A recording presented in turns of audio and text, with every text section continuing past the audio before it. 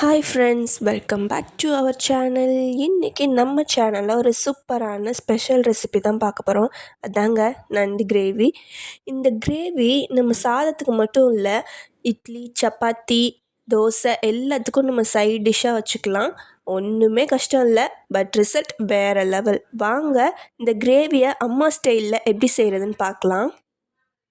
அதுக்கு முன்னாடி நம்ம சேனல் YSM ஹோம் ஷெஃப்பை சப்ஸ்கிரைப் பண்ணிக்கோங்க. கூடவே இருக்க பெல் ஐக்கானையும் கிளிக் பண்ணிக்கோங்க.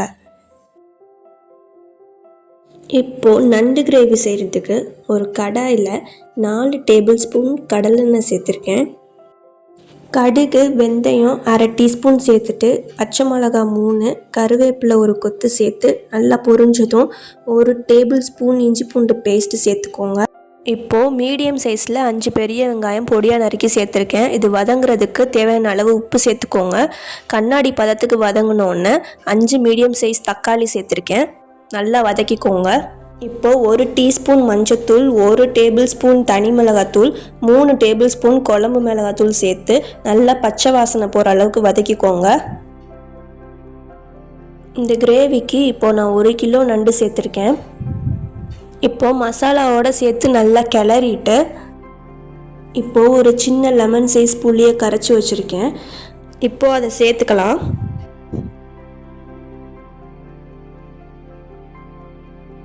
தேவையான அளவு தண்ணி ஊற்றி நல்லா கிளறிட்டு மூடி போட்டு 5 நிமிஷம் நல்லா கொதிக்க விடுங்க.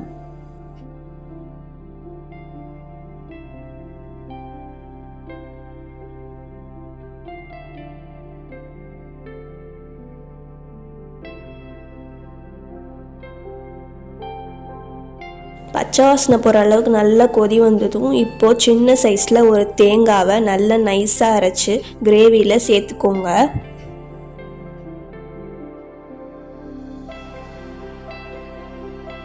நல்லா கிளறிட்டு மீடியம் ஃப்ளேமில் 5 நிமிஷம் நல்லா கொதிக்கட்டும். இப்போது 1 டீஸ்பூன் மிளகுத்தூள் சேர்த்து நல்லா கிளறிட்டு ஸ்டவ் ஆஃப் பண்ணிக்கோங்க.